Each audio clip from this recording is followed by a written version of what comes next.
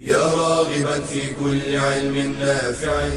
ينمو العلم ويتقدم بتقنياته ومجالاته، ومعه نطور أدواتنا في تقديم العلم الشرعي. أكاديمية زاد أكاديمية ينبوعها صاف ليروي غلة الظمآن. هذا كتاب الله روح قلوبنا، خير الدروس تعلم القرآن. بشرى لنا زاد أكاديمية للعلم كالأزهار في البستان. بسم الله الرحمن الرحيم. الحمد لله رب العالمين، وصلى الله وسلم وبارك على نبينا محمد وعلى آله وأصحابه والتابعين لهم بإحسان إلى يوم الدين. Welcome to this new lesson and episode from the Tafsir level 4 at Zad Academy, and we are dealing today with Surah Al-Alaq. Surah Al-Alaq. And this is a Meccan surah revealed before the hijrah of the Prophet sallallahu alaihi wasallam, where Allah Azza wa Jal says after أعوذ بالله من الشيطان الرجيم بسم الله الرحمن الرحيم اقرأ باسم ربك الذي خلق خلق الإنسان من علق اقرأ وربك الأكرم الذي علم بالقلم علم الإنسان ما لم يعلم كلا إن الإنسان ليطغى أن رآه استغنى إن إلى ربك الرجعى. So these are 8 ayahs. We stop here. We will continue inshallah the rest of the surah and the coming lesson. But today dealing with these 8 ayahs where Allah Azza wa Jal starts by saying, recite in the name of your Lord who created. اقرأ باسم ربك الذي خلق. Created man from a clinging substance, that is al-alaq. خلق الإنسان من علق. Recite, and your Lord is the most generous. اقرأ وربك الأكرم, who taught by the pen. الذي علم بالقلم, taught man that which he knew not. علم الإنسان ما لم يعلم. No, كلا إن الإنسان ليطغى, but indeed man transgresses because he sees himself self-sufficient. أن رآه استغنى إن إلى ربك الرجعى. Indeed, to your Lord is the return.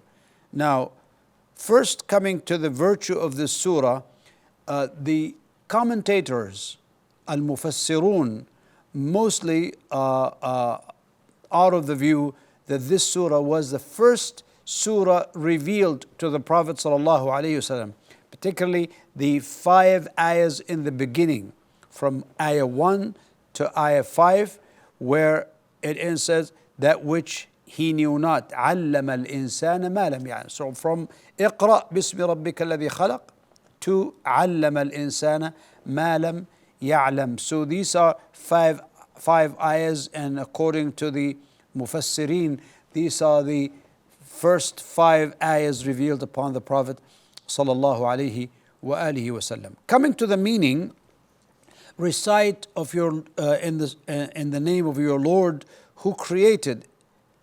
اقرأ باسم ربك الذي خلق. That is, recite, O Muhammad, seeking help by virtue of the name of Allah subhanahu wa ta'ala, who created all things. الذي خلق, everything, meaning everything was created by Allah subhanahu wa ta'ala. This is like the verse where Allah Azza wa Jal says, Allahu khaliqu kulli shay. Allah is the creator of all things, or everything. Created man from a clinging substance. The word alaq is translated as clinging substance, refers to a clot of congealed blood, because they said alaq because it's really hanging and stuck to the wall of the womb inside the woman's body. That's why it's called alaq. Recite, and your Lord is the most generous. This is confirming and emphasizing the previous command to recite, for your Lord is generous and forbearing. Huwa halimun Kareemun subhanahu wa ta'ala. And He overlooks the misconduct of His slaves subhanahu wa ta'ala. Iqra wa rabbuka al-akram. Who taught by the pen? That is, He taught them how to write with the pen.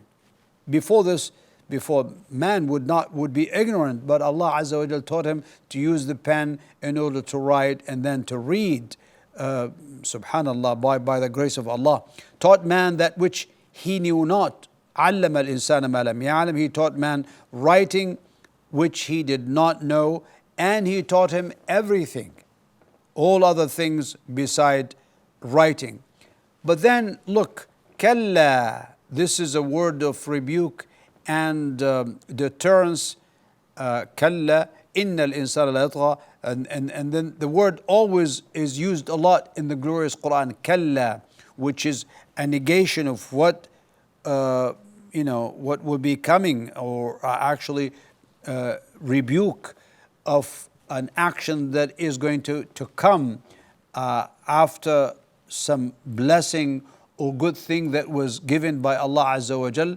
But then man indeed transgresses, as the ayah would come. So actually Allah blessed the human being by creating him in good shape and teaching him that which he did not know, but then he transgresses. Here Allah Azza wa Jal tells us that man is insolent and reckless and prone to transgression. That's what he does. He is always ذو أشر وبطر, as we say in Arabic, insolent, reckless, and prone to transgression. Because he sees himself self-sufficient. He thinks that he's so self-sufficient and dependent upon himself, and he does not need Allah Azza wa Jal, and he's not aware of what he's supposed to do as a human being after Allah blessed him with all these blessings.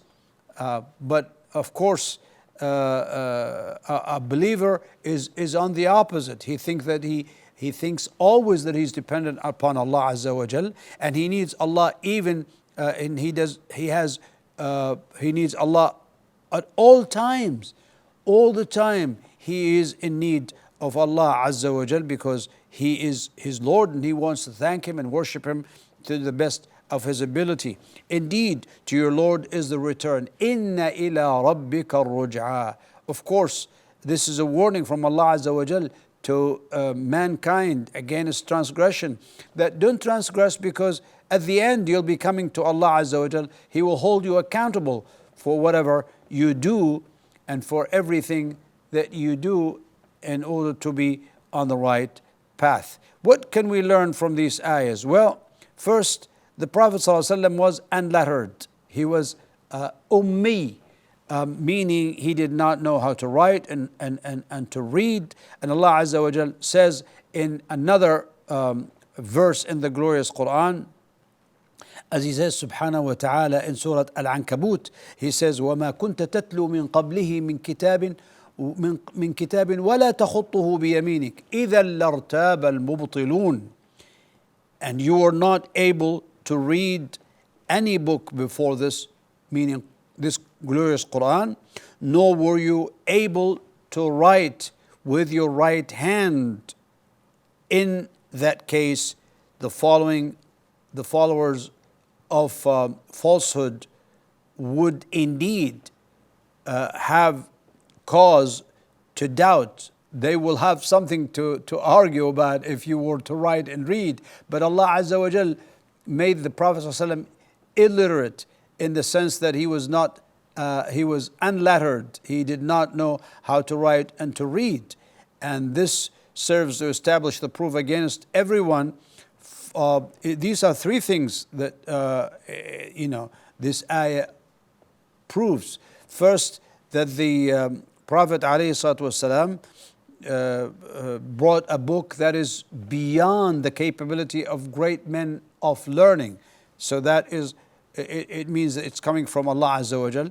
Secondly, this is a refutation of everyone who claims that the Quran and the Sunnah were fabricated by the Prophet sallallahu alaihi wasallam, or were taken from other sources like previous books from the Jews and the Christians.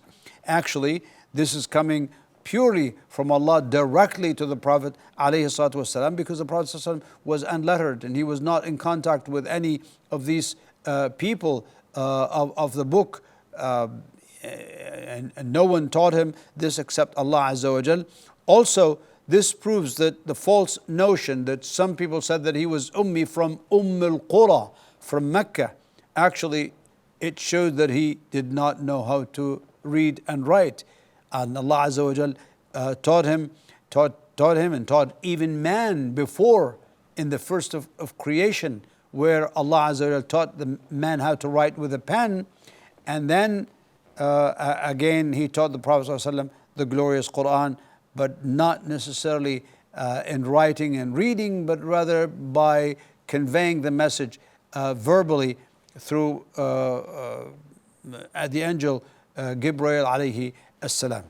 Secondly, Allah Azza wa Jal mentions the creation of man, created man, in particular by way of honoring him, because Allah Azza wa Jal says elsewhere in Surah Al-Isra, وَلَقَدْ كَرَّمْنَا بَنِي آدَمَ وَحَمَلْنَاهُمْ فِي الْبَرِّ وَالْبَحْرِ وَرَزَقْنَاهُمْ مِنَ الطَّيِّبَاتِ وَفَضَّلْنَاهُمْ عَلَى كَثِيرٍ مِّمَّنْ خَلَقْنَا تَفْضِيلًا. So Allah Azza wa Jal honored the children of Adam by creating them first, and by carrying them, as Allah says, and we have certainly honored the children of Adam and carried them on the land and sea, and provided for them of the good things, and prefer them over much of what we have created with definite preference. وَفَضَّلْنَاهُمْ عَلَى كَثِيرٍ مِّمَّنْ خَلَقْنَا تَفْضِيلًا. So if Allah did this to human beings, they should be very thankful, and they should praise Allah Azza wa Jal and worship Him and obey Him in His own commands subhanahu wa ta'ala. Coming to the activities of this lesson, what is the importance of knowledge according to Islamic teachings? Speak about that in light of the opening verse of Surah Al-Alaq. Well, we know there is an emphasis on reading and writing, and these are the tools of learning. And if the first word that was revealed to the Prophet ﷺ is iqra, or read, meaning that you have to know how to read and to write in order to gain knowledge and to get to the sources. And now knowledge is, mashallah, composed and found in all these writings by Muslim scholars throughout the ages, and even the Sunnah is recorded, the glorious Quran is kept and preserved. So only go ahead and learn how to read and write and get access to these sources of information. The second question is, some people dispute the idea that the Prophet ﷺ was unlettered. Write about this issue using the other sources. Of course, first, the glorious Quran is a witness that the Prophet ﷺ did not know how to read nor to write before the revelation of the glorious Quran, and not even after that, because those people who, the followers of falsehood, Ahlul Batil, they may have reason to doubt that this is not from Allah Azza wa Jal, but rather it is from Allah, because the Prophet ﷺ, it was unlettered. And he, alayhi salatu wasalam, used to even ask people to give them, to dictate to them what to write, like in some instances where Ali ibn Abi Talib radiallahu anhu used to write on his behalf. He would say, write this. Remember when he wrote the Treaty of Al-Hudaybiyah, and Ali ibn Abi Talib was writing, and he said, tell me where exactly, because they disagree that the Prophet ﷺ was the messenger of Allah. And Ali radiallahu anhu said, I will not erase this statement. But the Prophet said, where is it? I will do it.